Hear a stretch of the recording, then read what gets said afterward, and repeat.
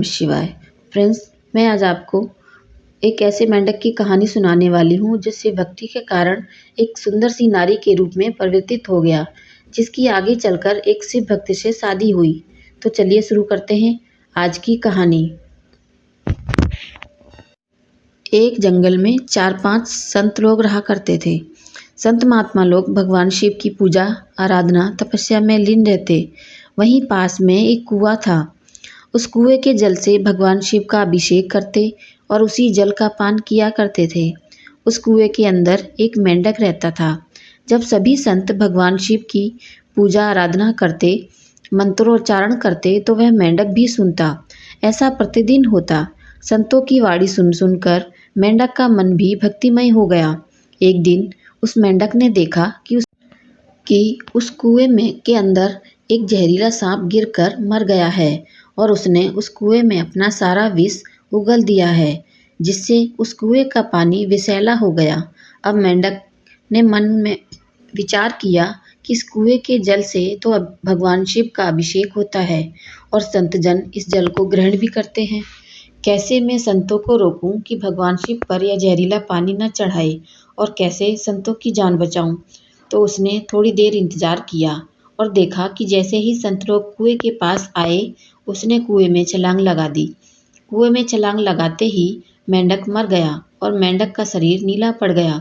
संतों ने देखा कि वह मेंढक पानी में गिरते ही नीला पड़ गया है, तो उन्होंने उसे बाहर निकाला और विचार किया कि इस मेंढक ने ऐसा क्यों किया।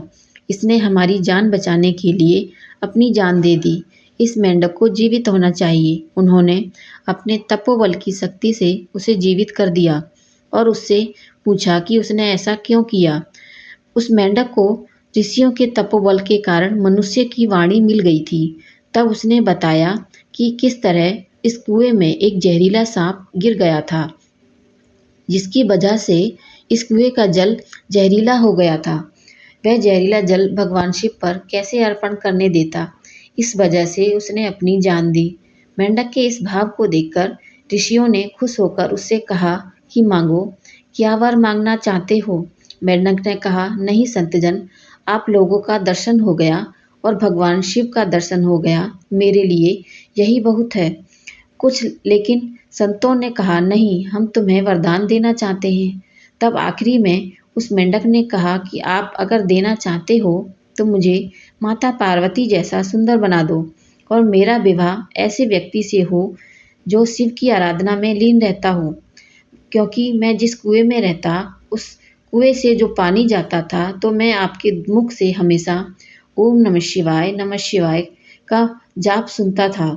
तो मेरा भी मन करता था कि मैं भी किसी ऐसे ही शिव भक्त की छत्र छाया में रहूं, किसी शिव की आराधना करने वाले की सानिध्य में रहूं।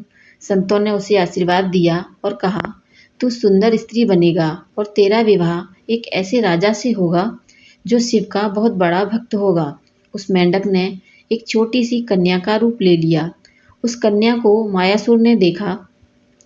मायासुर की कोई संतान नहीं थी, इसलिए वह उसे कन्या को घर ले आया। अब मायासुर के मन में उस कन्या के बारे में जानने की जिज्ञासा हुई।